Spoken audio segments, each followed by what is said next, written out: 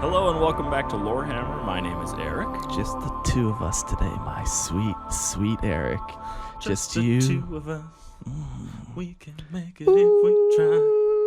Ooh. Let's start a band. Fuck podcasting. Yeah. We're starting a band. Money's all in music these days, right? So, I don't think that's the saying. I'm pretty sure that's... Everyone's saying, get out of podcasting. Go into music. So, that's what all the advice to me has been recently. Anyways, today is a special day. Something close, near and dear to our hearts. It's when we get to share your awful fan writing. That's take number two. Take number It's two. where we get to share your amazing lore. Yeah, today's a listener lore episode, so... Yeah, no, I actually genuinely enjoy most of these. Like, 17% of them I enjoy. Yeah, that's not most, but we're working our way up. I'm pretty sure when we started, it was closer to like 10%. Yeah, so. once I got past the part what I have to read this. Yeah, and I mean, it's as soon as you read something, it's instantly 50% less enjoyable. Exactly. You know, it doesn't matter what you're reading. Doesn't matter. Yeah. Only one Bob from our Discord. He's like, hey, I want to share my lore with you. I know you hate reading, so I recorded it all for you. I'm like, yes. My God. That a boy.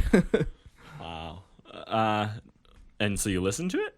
I'm like halfway through. Oh, it's like 40 minutes long. Oh, that's long. Yeah, it's nice though. I'm enjoying it so far. I'm just like building the fence and listening to only one Bob. Like, you have a soothing voice. It's British, so Ooh. I'll let you. Could go either way. It's not like Matt British where it's like... Oh, it's not dirty, disgusting, make me want to stab my ear holes British? No, it's... Sorry, Matt. But yeah, that's nice. Listener lore, number 12. Yeah, listener lore. The point of this episode is you guys send in your lore and we read it off. Try to keep your lore no longer than 10 minutes. The longer it is, the more likely I am to just skip over it. Shuffle it aside. I don't actually time it to see, oh, this one's actually 9 minutes and 59 seconds. He made the cut. You know, I kind of... Yeah. I think we're pretty lenient on it. Oh, yeah. For the most part. There's only been a couple where I... Yeah, there's ones where they send us 20-page documents. Oh, yeah. Say, like, as awesome as that is, we just...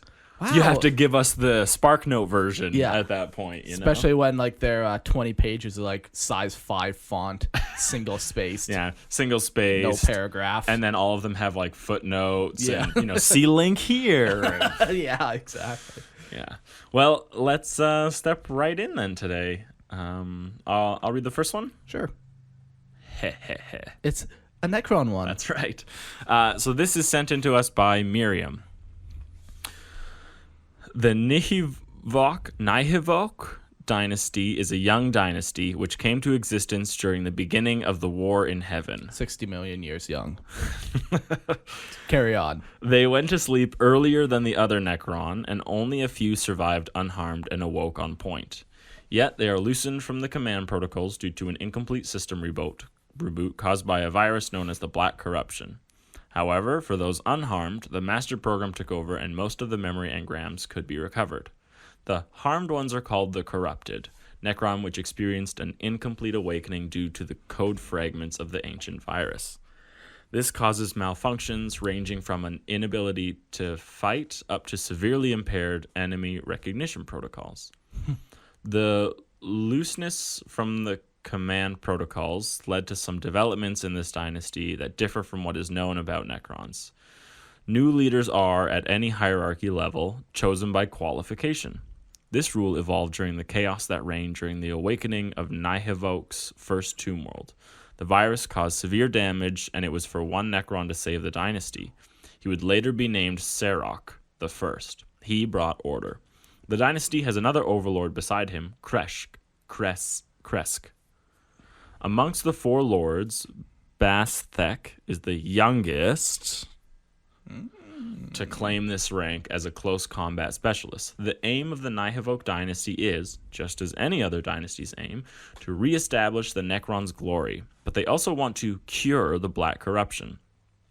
In contrast to the Silent King, they do not seek reviviment or gaining back their souls, but rather an ultimate superiority and perfection of their skills of their race. The completion of this aim includes an integration or assimilation of anything useful that suits their purpose. This led to the development of a new class of fighters, the Necron Stalkers. With long legs and scythes, they harvest the battlefields like farmers reaping rich harvests after a good season. Interesting. Kind of cool. I kind of like that they have multiple leaders or whatever. Yeah, Got a council, kinda. The more odd thing about this is the fact that you can earn your way. Yeah. It sounds like even warriors can become lords and overlords in this one, which is different. Yeah. Yeah. The Black Corruption, a severe virus. It's kind of cool. The Master Program took over, recovered as many. It almost sounds like a fault. Yeah. You know, the Master Program took over and restored memory engrams.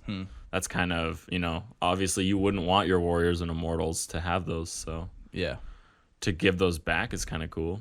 Just to maybe help the dynasty recover, I guess. Yeah. Just give it as much autonomy and freedom as possible. Yeah, since it had no leadership at the beginning or something. So. Yeah. So there's apparently 4 lords, but only 3 are listed, right? Yeah. I saw Serok, Kresk, and Basthek. Yeah. I do like the development of the new fighters, the Necron Stalkers. Yeah. It's going to be great for those big, long canoptic ones. Sure. Or the Crypto Thralls. Sure. With their scything things. the... Even the destroyers you could... the new Scorpec destroyers. Yeah. Yeah, actually, you're right. Long legs, scythes. Yeah, any of them will work. Yeah, it's cool. It sounds like they don't like the Silent King. Kind of sounds like that. Maybe. It says in contrast to the Silent King. So I think they would be opposed to him. Yeah, I don't think the Silent King is actually trying to find a way to bring the Necron back into the Necron turret. Sure. Or gain back their souls. Yeah. Yeah, but they could definitely just deny his authority. Yeah. Right? And be their own dynasty. Yeah, I think that's always going to be the biggest question for Necron people is, yeah. Do you care about the Silent King? Do you follow him or not? Does your dynasty care about the Silent King? Mine? Yeah. I don't think so. I'm not. I don't think I'm set one way or the other, but I think for now, no. Yeah. Well, you will suffer the consequences of that. Yeah, no kidding. When I start my Necron dynasty, that is the Silent King's right hand. And is that? Specifically hunts down other dynasties that don't abide. Your dynasty is one of the other Triarchs dynasties, hidden for 60 million years, only now emerging. Yeah.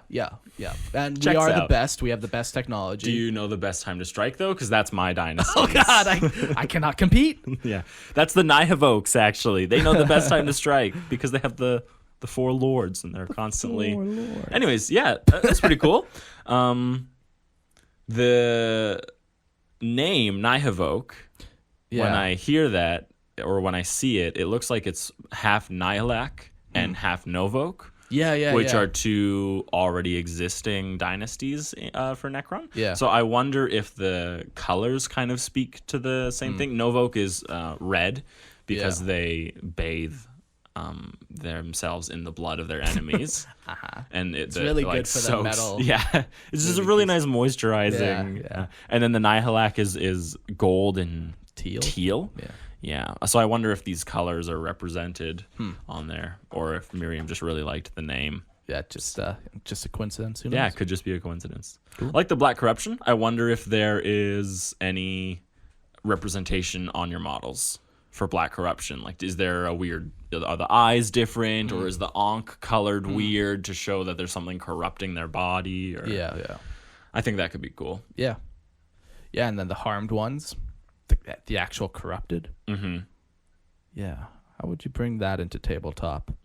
The inability to fight, I guess you just wouldn't bring those ones into war. It's an incomplete awakening. I don't know. Yeah. When it says inability to fight, if I were... Okay, so if there was... It says from an unability. Yeah. If, let's say a Lich Guard Yeah. comes under this black corruption, he becomes harmed. Yeah. What I would do is I would remove his Lich Guard status, relegate him down to a warrior, hand him a Goss Flayer, and say, all right, like, you know. Here you go. Yeah. Yeah. I think I would do... That could be kind of a cool way to do it. Yeah, I'd probably put them in squads of warriors if I was to. Yeah. If I had to. That'd be cool. Yeah. Yeah. Anyways, thanks for sharing, Miriam. Nice. It was awesome. Nice, quick, but we get a good flavor of your actual dynasty, and Yeah, that's what you want. yeah, it was nice. Succinct. That's not a word. That is. I don't know why people keep using it. Google it. It's honestly not a word. SUCCI. Anyways, it's a word. It briefly and clearly expressed. That's the definition. There's only black squirrels in Canada, in You Calgary. liar. So Geoff is up next, or Geoff. This one looks like it's Astra Militarum by the looks of it. Ooh. As much as the Minotaurum demands otherwise, they do make mistakes. Whoa. Okay, hold on. Okay. That does not sound complete. Okay. Do you want me to read the next one while you're taking a look? Okay. Sure. So this is Niko's from a Forgeworld titled Cedrinum. And the Forgeworld symbol is a gear half submerged in waves. And the color scheme is rust red, light blue, and black. And their motto is, by the Omnissiah tides we rise. So their history. Cedrinum is a forge world known for its bright red rust, rich oceans that span the entire surface. The only regularly occurring landmasses are the small steep tips of massive underwater mountain ranges. In the 31st millennium would be when the forge world would join the rest of the Adeptus Mechanicus, using its metal-heavy water to test new and dangerous radiation and electrical weapons, as slowly the forge ship that originally landed there was converted to a massive seafloor to surface 3,000-mile long traveling vessel called the Azure Kraken. Then came the Great Heresy, and to keep Cedrinum's notable weapons forges and soldiers from interfering, the soon-to-be Dark Mechanicum and Horus began a massive espionage mission that would leave the Azure Kraken from ever moving again, and much of it flooded to this day, as Cedrinum still works to repair their greatest feat. But now, in the 41st millennium, the perpetual motion of the Mechanicus moves them forward, and with the threats to mankind ever increasing, they won't miss a second chance to fight in true glory for the Machine God in defense of the Mechanicus and the Imperium. Our story follows a joint defense mission from a Chaos Space Marine attack of the Second Macroclade, the Sophiucatus Legions. Here we follow Azernith 12, a Skitarii Ranger in the 3rd Cohort's first Maniple, the Pristis Maniple. Azernith 12, or Azernith, he still refers as his birth name, felt the slow and addicting sensation of fear and anxiety bleeding away from him as he clung near an energy vent of the Azure Kraken, his outward rust-colored cloak working as camo against its great exterior as the blue inner matched the great vessel of his home forge. The position perfectly calculated to use the currents and shifting of his robe cloak to give him and his Skitarii holy warriors nearly perfect camouflage. Is it under the water at this point? Yeah, some of it's been flooded and stuff. So. Right, but they're on the exterior of the ship. Okay. Yeah, but like ships are touching the water, yes. It's like underneath. Yeah. Yeah, okay. Yes. They had already lost 30% of the entire Vanguard unit, but his holy tech priest Rubulus used Rubulus used the information gained masterfully as he worked the other tech priests to organize such a grand Skitarii defense. And then the battle precepts began, and contemplated thought was dropped into the great abyss of Azurneth faith in the machine god. Heh. And the great battle precepts began, and contemplative thought was dropped into the great abyss of his face in the machine gun. Okay, that makes sense. He could see the World Eater, the traitorous and heretical space marines, above the boots of their power armor, banging against the surface of his home forge. The images fed to him by the massive data network of his home and gifted to him by his masters. And then the order came to attack, suppression, and distraction fire. Azurath needed not know why. All he needed was his purpose, and so he followed the will passed to him. In one massive red-blue tide, hundreds of Skitarii Rangers charged toward the surface, galvanic rifles firing as they surrounded the red-armored World Eaters. It mattered not the power armor was too thick for such standard arms. And in great fury, the World Eaters charged into the Rangers' weapons drawn as they began to rip the lesser beings before them apart. Chain-tooth axes tearing the holy Skitarii Rangers apart like they were mere wisps of polluted smoke. Oh. And while Azurath would claim desperation could never be felt by his kind in battle, that would indeed be the closest feeling to what was happening, as his body was crushed under the foot of a heretical space marine, and he took a point-blank shot at the monstrous being's throat as his consciousness faded. But Azurath would not die this day. That World Eater Marine would die at that point-blank bullet, taking his damnable head from his shoulders. So Azurath would be made an infiltrator as a reward, and so he could continue to serve, and with the World Eaters repelled and the attempt to cripple his home forge again stopped, short of its ultimate goal, he would join the fight against Chaos, deployed wherever they sent him, and his holy Skitarii siblings to fight next. Cool. I like the description of the home forge, like this giant ship that used to be, a technological marvel, but now it's been crippled. Yeah, it sounds like they created this massive underwater forge, and I can just picture how cool that would be. And they used this Forgeworld as a place to test particularly dangerous weapons. Yeah, yeah. That's very cool. Yeah. I really like the flavor Yeah. that Niko offers the Cedrinum. Yeah. Big ship. Is there a Kraken? Yeah. It's 3,000 mile long That's what you need. traveling vessel. Seafloor to surface. Yeah, so it sounds like there's massive, forges or whatever at the bottom of the ocean. Yeah. And there's just big, elevators and tunnels going all the way from the surface where they have their platforms where presumably they can land ships and, resupply. And Very cool. I wonder if... So in his story, he had like the little bit where they're all underwater. Mm-hmm. I wonder if on the model he has that represented somehow. Like, I'm trying to think the Skitarii Rangers. Well, they are rust red. Yeah. So I bet there's a lot of rust covering them. But yeah, I wonder if there's, sea rocks or plants growing or... Yeah, or if maybe like their backpack has like thrusters on it so they can maneuver. Oh, interesting. Like something that kind of ties into that a little bit. Sure, that they can function underwater, and I think I think he describes that they're mag locked to the.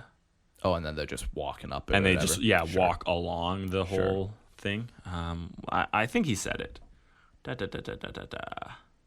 I'd love to see some like little thrusters, though. Yeah, that'd be pretty some cool. Propeller things, just like little cones. Yeah. On the backpacks everywhere. Yeah, yeah.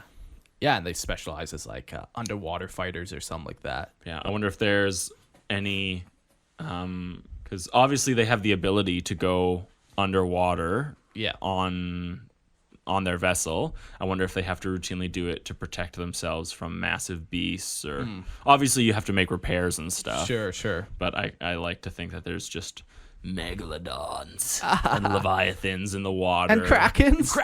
Oh no. Yeah. No. Very cool. That could be very cool to see some conversions like that really ties into like your Forgeworld. Yeah. Because then it's just that perfect thing like, oh, why do you guys have that? Yeah, like why is your backpack so different? Yeah, well, because where we come from, you need it to go underwater. Okay, so that story I was going to read. Yeah. Do you have any other thoughts on the one we just read? No, I really liked it. Yeah, it's nice. I think that it was a nice build up of the planet itself. Yeah. And then a quick little story of him being attacked by world eaters. So yeah, and then you see a Skitarii progress to an infiltrator. Yeah, it's cool. So enjoy. Hi, my name is Geoff. I'd like to submit a piece for your listener lore segment on your podcast. The IG regiment they created for an only war game I ran for them, the Fenrisian Einherjar. Einherjar?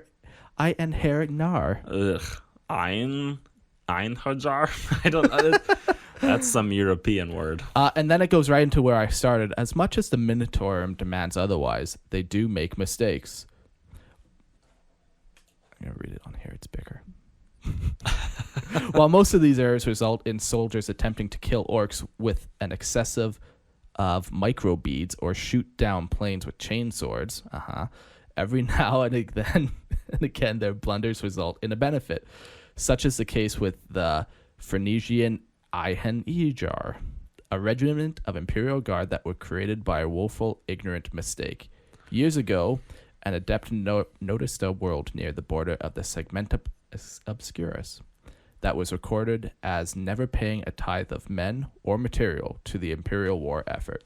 He put together a scathing condemnation for the government of that world and sent it off, not realizing that that world in question was Fenris. World of the Space Wolves, Astartes chapter. That's funny.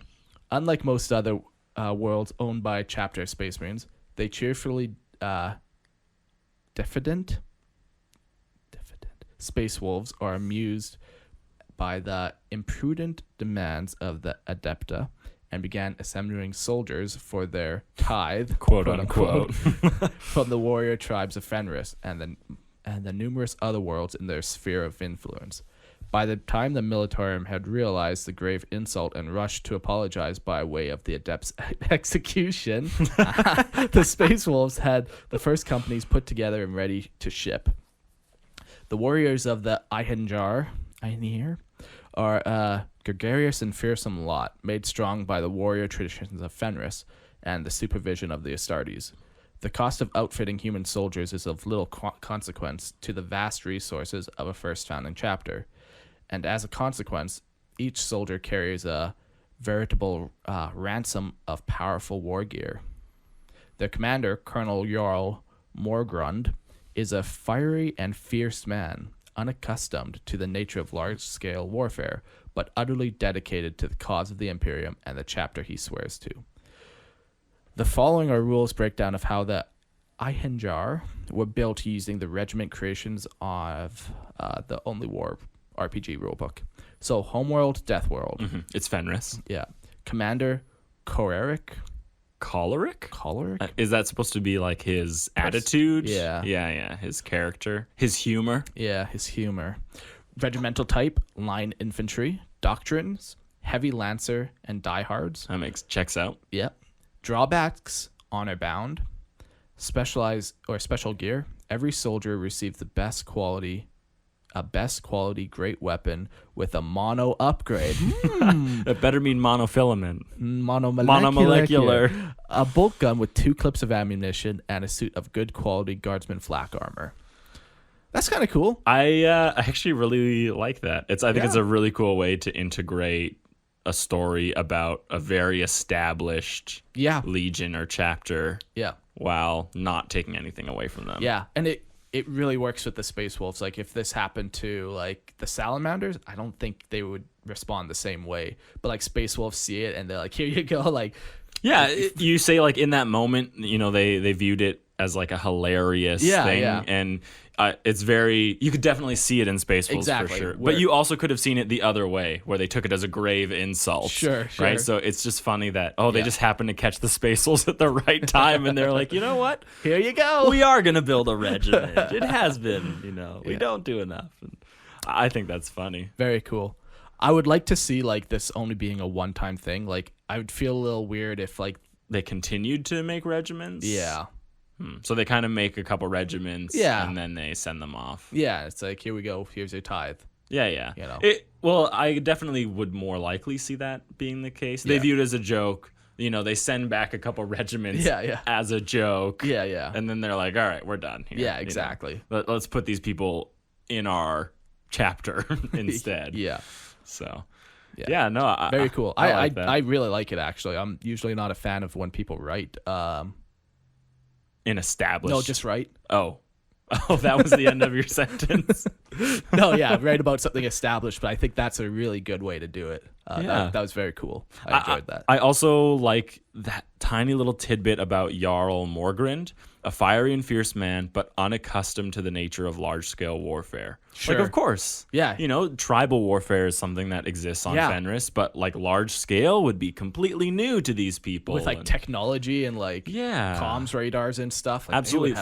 Fighting planet-scale attacks and planning how to like siege like planets and blockade them. So that's very cool. You just put a little bit of the fact that this guy is a very small nobody. And I like it. Yeah. I would love to see the models for this because I'm sure they're going to be pretty cool. I wonder if they're painted like Space Wolves. You know, they've got that light blue, yellow, hints of black everywhere. Sure. Yeah, I think I would probably think that's how they are. Just because the Space Wolves are the ones that actually made them. Yeah. So, and I do like the fact that they come with bolt guns. Yeah.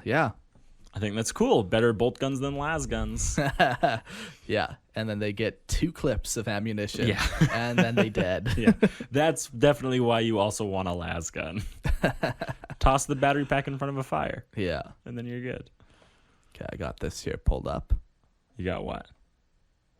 Are you trying to figure out how to say Einherjar? Yeah. Einherjar? Einherjar, Norwegian. Einherjar. Mm-hmm. Now we know. Einherjar, Norwegian. Now we know. The more you know. Very cool. Yeah. Thank you, Geoff, for sending that. Send us some pictures of the model because I'm genuinely curious how you kind of pulled it off. I wonder if he does have it because it's from Only War. Like this whole regiment was created from Only War. From an RPG that they did. So yeah.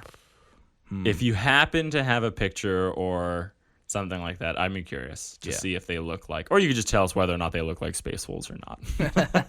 No, make models, damn it. Make a Come model, on. paint it, and send it to us. Not the model, the picture. Cool. Thanks, Geoff. Yeah, thanks. Okay. The next one we have is Matthew. Matthew sent in, and he titled it, The Heretic Mutants of Nurien Alpha. That's what you want. Is it? Yeah, you want to have at least 2 detrimental things to your name. What's yours? About your night house? Oh, I thought we were talking about me and I had it ready to go. But I'm nervous now. What's your actual... grumpy and ugly. Oh, okay. Yeah. The grumpy and ugly story of Mark.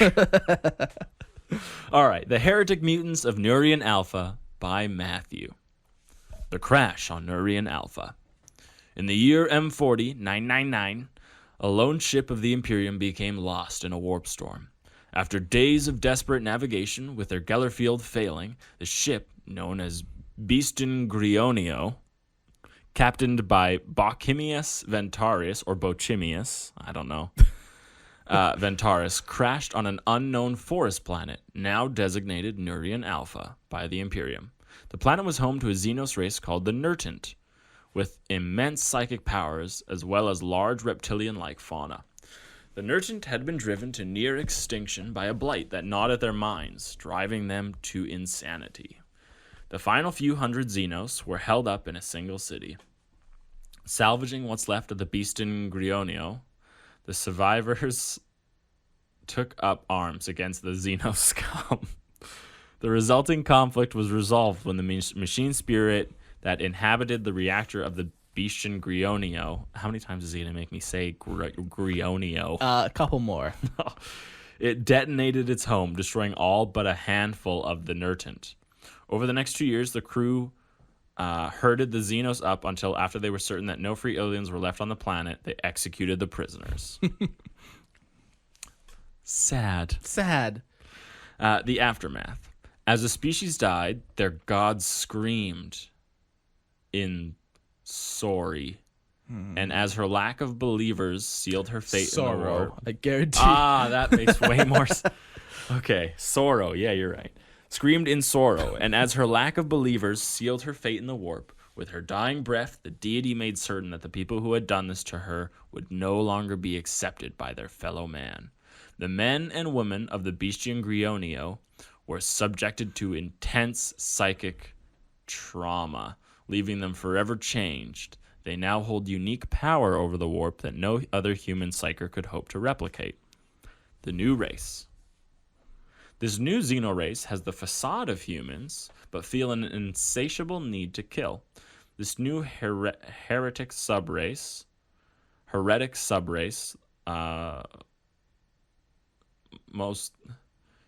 Sorry, sometimes we get stuff and they're not written. Like, Eric's actually a good reader.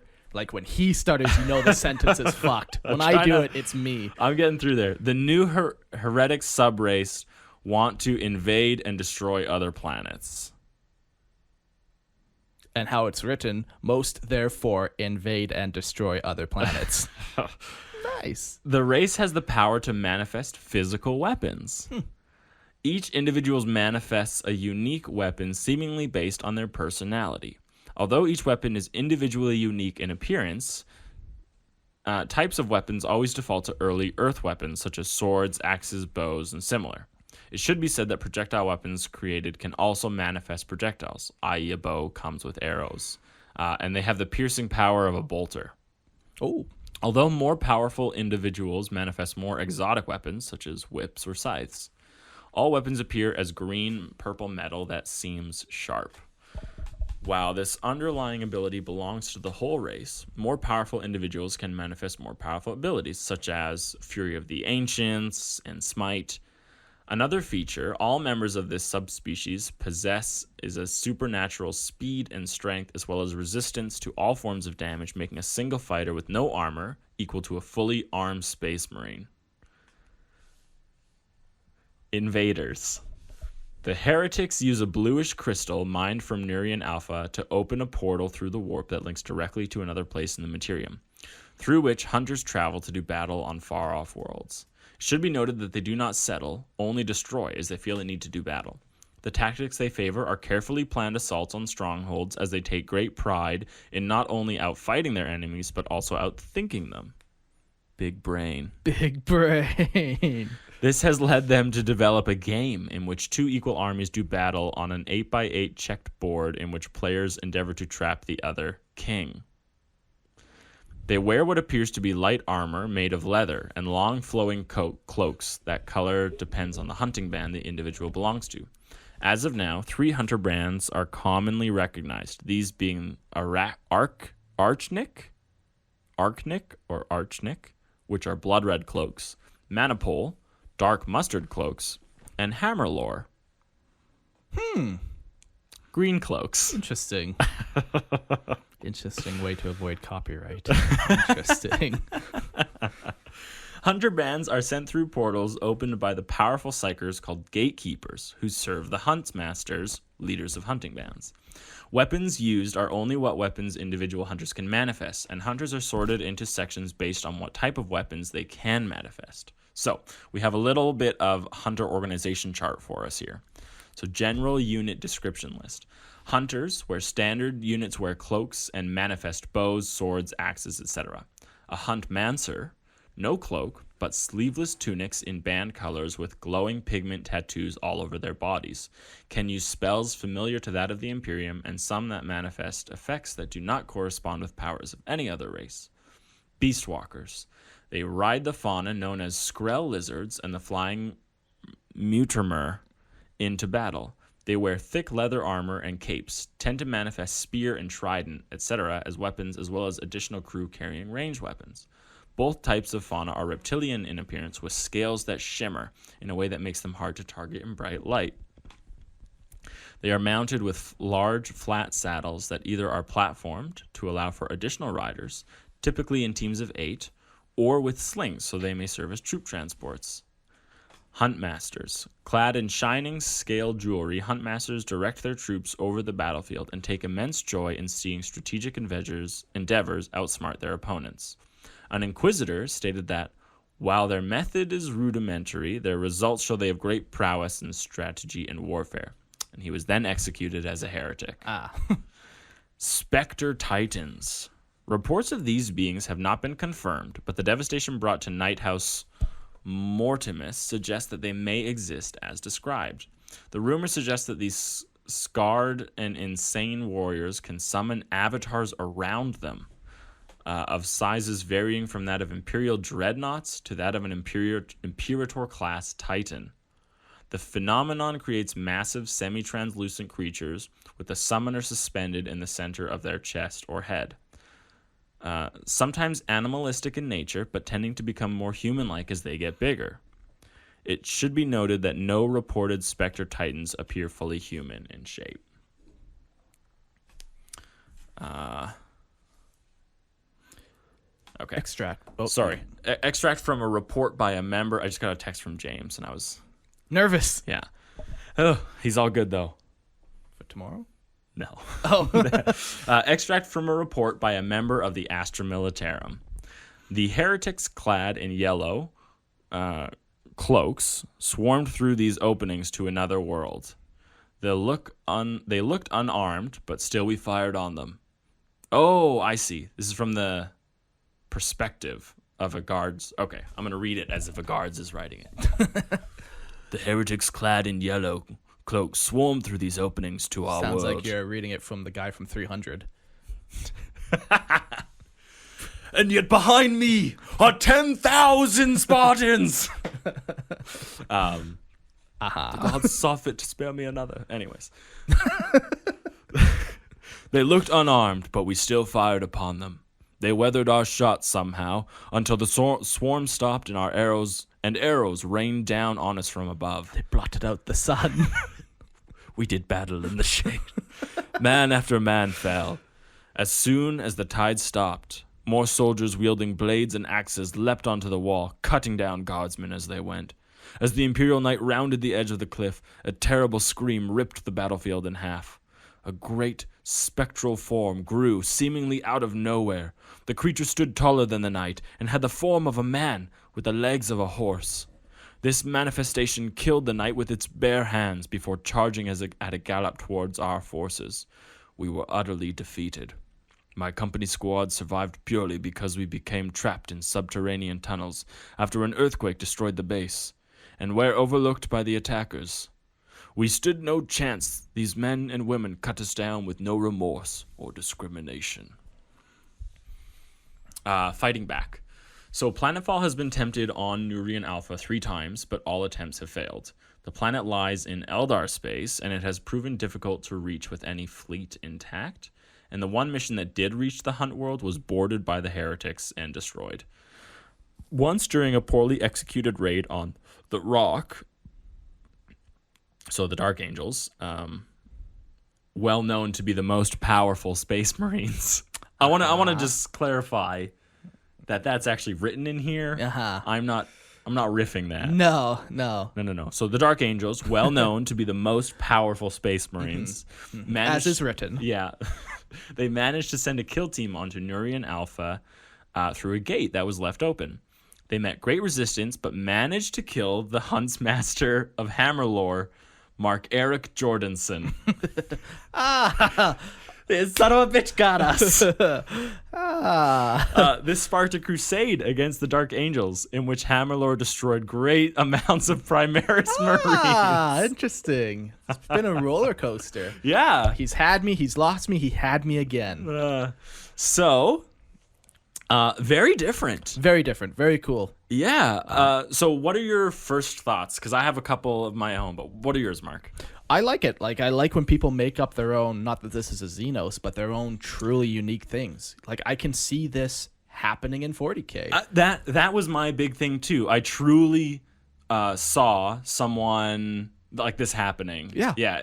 40K is so varied, and this is so different and unique that you say it's more than possible that somewhere tucked away in the galaxy is this one world where it's just a... Like, I feel like these people are just burning off psychic energy. Yeah. Is how it's how I picture it, right? A lot of them have tattoos.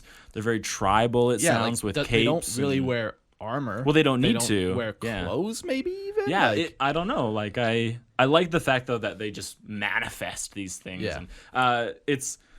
Like when you're reading it, it's kind of not frustrating. Frustrating is the wrong word, but it kind of gives you a little eye twitch when they say, "Oh, their arrows are as strong as bolters." And I know exactly what they're trying to do. I'm assuming that this guy has these, or Matthew, his name is. Yeah. I'm assuming that Matthew has an entire army. Yeah. And they're modeled to exactly, this small, diminutive-looking humans, not heavily armored, probably glowing tattoos on their skin, but he plays them as Space Marines. Yeah, exactly.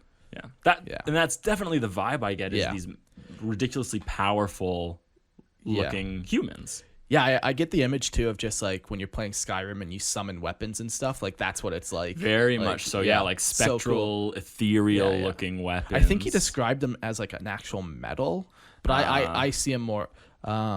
All weapons appear green/purple metal. Okay. That seems sharp. Yeah. So I mean, in my head, they shimmer and they kind of flow, and you can still look like physical, I guess, and still look psychic. So I like the fact that they're not just inherently psychic. Sure. I like the fact that they had to kill a god to do it. And it was a vengeful god, and she cursed them, and I like that. So when are we going to step on the landmine of the one sentence that makes us both roll our eyes? Is it the Dark Angel sentence? Oh, there's a couple. No. What's the first one? What's our first one? Another feature of all members of the subspecies possess a supernatural speed and strength, as well as resistance to all forms of damage, making a single fighter with no armor equal to a fully armored space marine. That's the only... Yeah. It's they're showing that he's playing them as Space Marines. I know. It reads so awful. So there's only 1 million Space Marines in the galaxy. This population probably has more than that. Probably has a population of more than 1 million people. This planet is now better than the Imperium. Well, it was a lone ship of the Imperium. Yeah. And you think there's more than 1 million people on this ship? I don't know. People breed. That's the difference, is that Space Marines can't just breed more. They need technology to create more. But so who knows if their children fall under the same curse or something. But let's lowball. There's even 1,000 of them. Okay, now as they can, powerful as a Space Marine chapter. Yeah, now they can just go wipe out Space Marine chapters if they want. I mean, wipe out Space Marine chapters seems like you're coming on a little strong. Spectral Titans. That was another thing that got me. I like to think that the Spectral Titans don't manifest unless they have to. Sure. I kind of viewed it more... Yeah, and they're probably super rare. I kind of viewed it more as if when the threat was there, they would rise to the occasion and that power would manifest. Sure. Because I do think it's a little much if every battle that you and I go to, you're just manifesting as an Imperator Titan. Sure. And I agree on that one. That's a little... I don't know. That line just struck me the wrong way. It's too powerful, especially since there's no downside. Maybe if he said, like, at the end of the battle, like... They die. Like, they sacrifice themselves. Or even half of them or something like that due to channeling so much raw psychic energy. Like, lots of them will die even after the battle just from the side effect. Just something. But as it stands, it's like, okay, these can just plow through Space Marine chapters. They can just...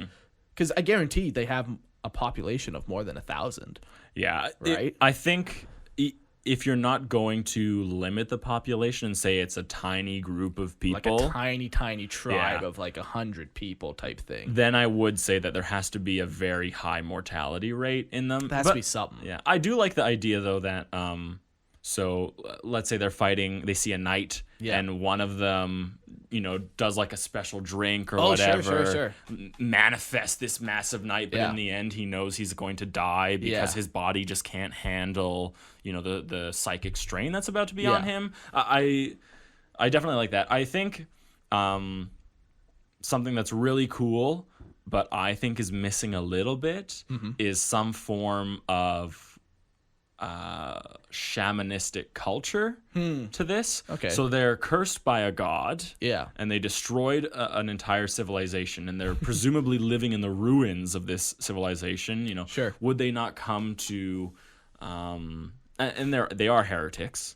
Yeah. At this point, would they not come to either worship or curse this god at some point? Either thank it for its gift or curse for the fact that it cursed them. And psychic things, a lot of people, I think, go for the much more science-y look at the warp, but I don't think that's the norm. I think a lot more people put, like a lot of the Imperium puts much more stock into a more shamanistic view of the warp. So I think you could put that really well in here, especially because they manifest, swords, axes, bows, things we associate with much more early on stuff. Primitive-y type stuff. Yeah, primitive. That's the right word. Sure. But I could really see like a really strong shaman culture here. Yeah. And it just ties into the whole sacrifice yourself to manifest this beast, or maybe 4 of you have to sacrifice themselves to create this beast or whatever. So. Yeah. I love the concept. I think it's sweet. Yeah, the concept is very cool. I love that they use a crystal to teleport. They have to mine it, and then I'm assuming they just whip it on the ground, it breaks, and they open a portal. Yeah, like there's a lot of cool stuff. It's just there's no downside. It just seems so powerful. Yeah. But I liked it. I really did. I would love to see these models. Yeah, I want to know exactly definitely. what models you're using to claim are the same as Space Marines. A bold claim. And Hammer Lore, one of their hunter groups. Mark Eric Jordanson. Mark Eric Jordanson, that poor man. Well, killed by dark angels of all people. God damn it. That's impossible. All their secrets. The Hunt's Masters are supposed to be better than angels. That's right. Why didn't he just manifest a Titan? Cool. No, sorry for the criticism. I do generally really like the concept of it. I think it's very cool. It's very different, very cool, and I can see it happening in some far off corner. Absolutely, yeah. Okay, Sam. Think we're ready? Anything else about no, my throat needs a break. Okay. Sam, the Abyssal Krakens. In late M38, Victor Anumius, the 5th company champion of the Ultramarines, who had long shown great leadership and prowess in the field, was assigned the task leading an expeditionary force comprised of a handful of Marines and Imperial Guard to map and eradicate an infiltrating Xenos force. The reward of which would be that Anumius would then take command of the Space Marine force and establish a chapter to then patrol and protect the unmapped region. To accomplish this, Anumius selected his force from the 5th Company. Those selected were chosen for their depth skill in void warfare and versatility in combat. Using their skills in void warfare, the expeditionary force was taken even further from a crag, chasing the Xenos force through the eastern fringe. It was there, deep in the eastern fringe, that Anumius's force suffered heavy losses. With supplies stretched thin and resources low from continued combat, the Xenos struck back, forcing the expeditionary to withdraw to a lone planet.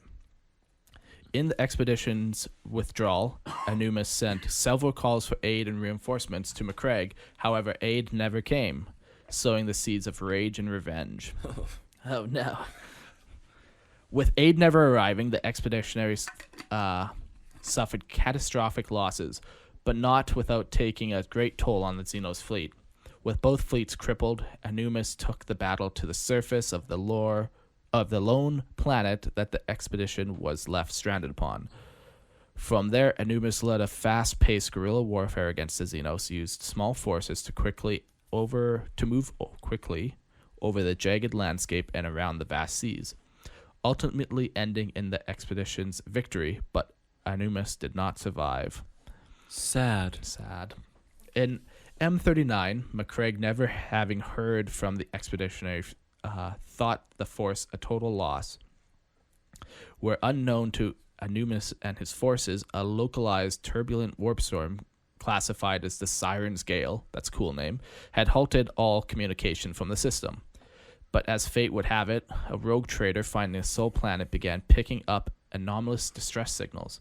Upon the rogue traders landing on the world discovered, a colonial age human population ruled by gods. The rogue trader was shocked to find these gods were the sole surviving 8 Ultramarines of Anumius' expeditionary force, now old and grizzled.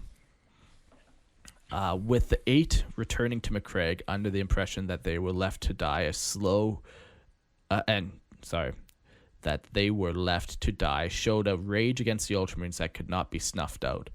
But the Force was successful, and so the remaining 8 were given the right to establish a chapter as was promised. As well, the Ultramarines began the detailed and practical chapter that they had built a small monastery on the McCraig.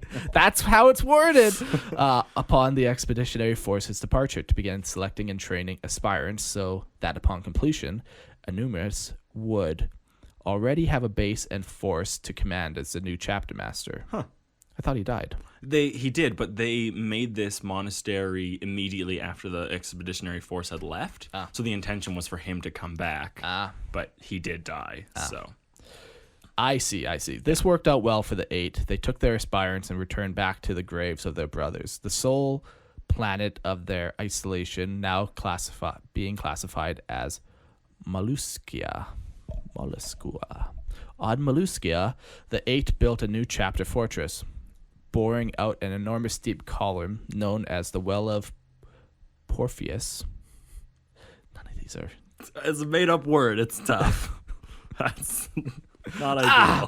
Through a lone island into the deep bedrock, providing access to Fort Lixus, built upon the seafloor, protected by miles of seawater and bedrock, as well as creatures that the chapter takes its name, Abyssal Krakens. The 8 established the Abyssal Krakens on the qualities and lessons learned from fighting on the planet and shown by Victor Anumius. The Abyssal Krakens, under the founding leadership of the 8, refused to comply to the Codex standards for the chapter out of their own disgust of the Ultramarines, forever in belief that the Ultramarines abandoned them to die, choosing instead to fight in smaller pods of 20 to 40 Marines instead of companies. Additionally, the Abyssal Krakens have no chapter master. They instead choose a council of 5 captains, with each captain being in command of several pods of Marines that are then chosen how they are comprised, how to command, and how, when, and where to deploy as they see fit. Hopefully in the perfect scenarios. Yes, sir. Then regarding matters of larger campaigns, and chapter needs the 5 captains vote to discuss the best may prove...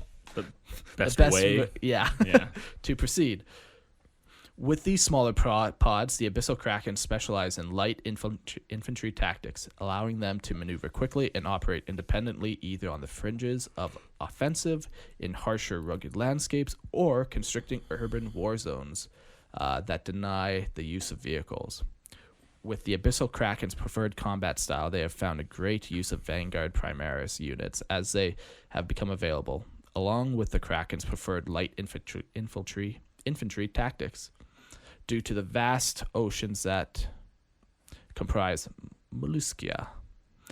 The aspirants of Molluskia have an innate skill for navigation that translate well into their abilities to understand and excel in void warfare. Although the Krakens have a deep distrust toward Ultramarines, and as much as the Kraken try to diverge from the Ultramarines, their heritage and connection cannot be ignored. As the chapter grows, the Kraken still lean on McCraig for certain necessary supply. Rich kid who hates their parents but goes to them for a car every month. Gotcha. Which many of the Marine weapons and armor still display the Ultima icon. But the Krakens do not hold the Ultima sacred. Instead, they are to deface it by striking it into the Marine-specific pod markers, the Marine-specific pod markers as a subtle yet blatant act towards the Ultramarines. Upon the opening of the Great Rift, the Warp Storm, the Siren Scale, has grown well, resulting in travel to and from Molluskia to become ever more difficult and dangerous, where the safest route through the Punicus system is now even threatened. From out of the Siren Scale, a Slaanesh warband known as the Melody Macabre. Why is there an R in there? That's correct. Pursues open war, to which the Kraken will not allow. As the 42nd millennium comes about, the Abyssal Krakens spread forth from Molluskia across the Imperium under the command of Captain Hannibal Mago. These are the names of the original 5 captains. Captain Hannibal, Captain Mago, Captain Hasbadrel, Captain Hamilcar, and Baraka to wage war the Melika. I gotta get this. To wage war on the Melody Macabre and all the foes of the Imperium. Well, Mark just took a phone call. We're going to take a quick break, and we'll be right back. And we're back. Yeah, sorry about that. So, that was the story. Very cool. What did I like about it? So it's the story of the small group of people sent to go eradicate some Xenos, but it took longer than expected. They thought they all were abandoned by the Ultramarines and grew to hate the Ultramarines. But still rely upon them. Yeah. Created their own chapter eventually, the Abyssal Krakens. I like the way he describes his chapter monastery. It's just like deep under the ocean, so you don't need void shields when you have miles of ocean up on top of you. Yeah, and rock, bedrock. Yeah. So it's just this massive tunnel going descending down into the planet. Yeah, I think that's pretty cool too. Their whole relationship with the Ultramarines is very interesting too. Yeah, I like the fact that I feel that the Ultramarines obviously know that these Abyssal Krakens hate them. Yeah. It's too obvious, especially in the fact that they deface the icon. Yeah. But I feel that the Ultramarines view it as they're honor-bound, duty-bound to provide for these Abyssal Krakens, and they're duty-bound to protect them. Yeah. Because... Yeah, maybe there's even a little bit of guilt there, like, absolutely. We didn't mean to abandon you. Yeah, like, here, take what you need, like, we understand, and Yeah. I kind of like that. Out of all of the chapters, I definitely see Ultramarines, like, withholding that pretty well. I mean, there's obviously a couple others, but I definitely could see the... usually Ultramarines have a very strong connection to their successors. Yeah, absolutely. So even if the successor, doesn't like them, the Ultramarines themselves can still feel, like they're doing the right thing. Yeah. So I like that. Cool. The one thing that I noted, whatever happened with the 8? So they're still alive. I'm assuming but they don't lead the chapter because now the chapter is led by 5 captains. Yeah. Well, are the 8 still alive? Does he ever put a time frame on? I thought they were still alive. In M39. So okay, in late M38 is when they started. Ooh. So that would have been when they were there. So they're dead then. Yeah, because now it's M41. Yeah. So they're most likely dead. Yeah. But I'm assuming. That those are the spiritual fathers of the chapter because they are the ones that ended up founding it. And then Victor Anumius is obviously the actual, hero of the chapter. Yeah. Or whatever, even though none of them, other than the 8, would have ever met him. Yeah. So that's kind of cool. Yeah. I like that you call them their pods. Yeah, kind of a cool way to do... 20 to 40 Marines, no companies, so just a bunch of different pods. I wonder if that is based off something. Because pods are usually like whales and stuff. Yeah, whales, do Krakens dolphins. Do Kraken have pods? Well, pods based on everything I know about Krakens as a real creature. Do they have pods of 20 to 40? Yes. Okay. Yeah, I don't know. I like the pods, though. I like that they're that's very different from Codex compliant, right? Yeah. So, and no chapter master? Yeah. That's a pretty big deal. Yeah. It's cool. They're all kind of very independent. Mm-hmm. They prefer light infantry attacks. That's kind of cool.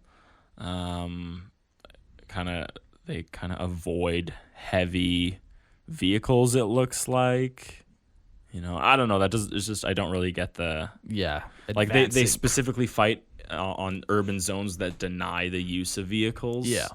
So yeah. No, it's cool.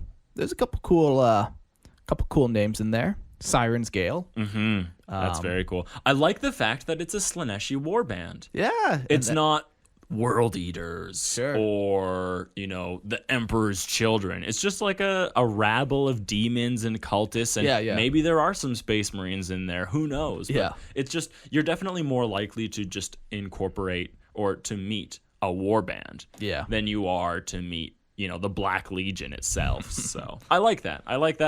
You're not trying to get too crazy, but you can still put massive greater demons of Slanesh in your story if you need to. Yeah. Right? So I wonder if one of his friends plays, and this is like his friend's warband. the Melody Macabre. Yeah. Yeah, that's very possible. I do like your names: Hannibal, Mago, Hasdrubal, Hamilcar, and Barca. I wonder if you actually have models of all of those guys. He's fucking better. with nameplates. I think it would be really cool. If you do have that, you should share it on our Discord. Actually, for all these people, I think it's pretty common that we say, I want to see how you put that from your story into the model. Yeah. And our Discord is definitely the best place for that. Yeah, for sure. And then add us, because otherwise I'll never see it. Yeah, there's so many I messages. can't keep on top of everything if it's not added to me. But yeah, post your models for us, add us so we can take a look, and we can all chat about your story and what was great about it. So, yeah, thanks for sharing, everyone. Which one did I really like today? Oh boy, I'm not playing this game with you, Mark. I'm allowed to pick favorites. I really liked the Space Wolf one. Okay. And as much flack as I give it, I really like the one where they manifest weapons. The Heretic Mutants of Nurien Alpha. Yeah. Honestly, this one's kind of tough. I think a lot of them are very solid. Yeah. Oh, yeah. They're all solid. For sure. There's very little in here that I think is inconceivable. Like sometimes you just get stories that you're just like, well, you have a cool idea, but you lack bones. But I think in this one, a lot of them are very... What I like too is good foundations. Yeah, they're good foundations. They're all short. You don't need 50 pages to write solid lore, to give your lore across. Like you should be able to write stuff with a page of stuff. Absolutely. Not saying that it's bad to write those things. No. But if it's just fluff, not fluff as in what we normally like fluff as in lore, but if it's just fluff as in extra things that aren't necessary, sometimes it can be a little much. Yeah, for sure, I can get that. When I was selecting the stories, there's one orc story where it was like 15 pages written as orcish. I'm just like, whoo. We just need Dylan in here to read that. Oh yeah, fuck. Yeah. Well, anyways, thanks for sharing. If you have your own story you want us to read, like I said, the shorter the better.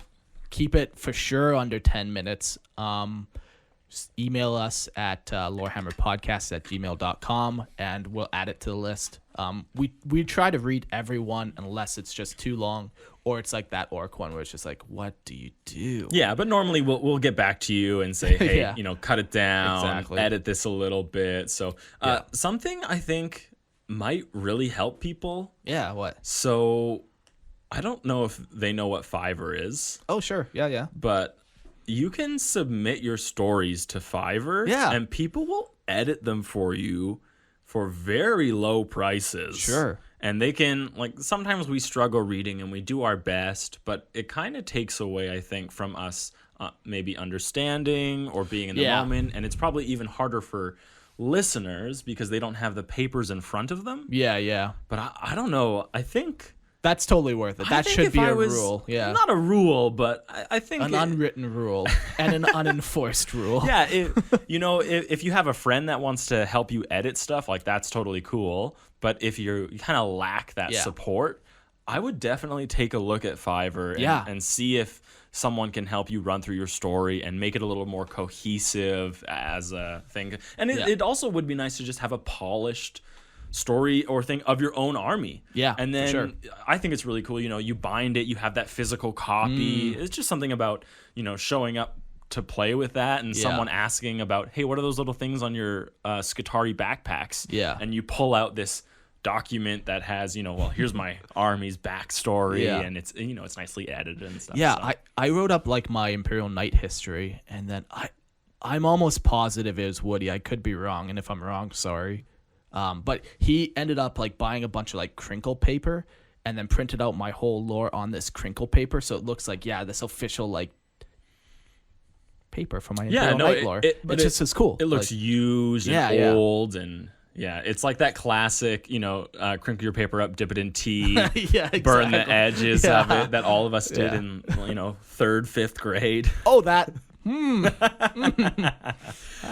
yeah, I think you could really add some polish. Yeah, to your Fiverr. stories. Go yeah. to Fiverr, get it done. And I think that you guys should be just as proud of these stories, to the point of where you want that nicely finished product. Yeah, exactly. So I think it's worth it for you guys too, and it's cheap. It's cheap. You can do it. Yeah, for $5, maybe even 10. Yeah. Because it's not always 5, right? No. You can negotiate with the people that are on there, but I think it could be worth it. For sure. Anyways, Cool pro tip. Yeah, little pro tip. Pro tip. Life hack.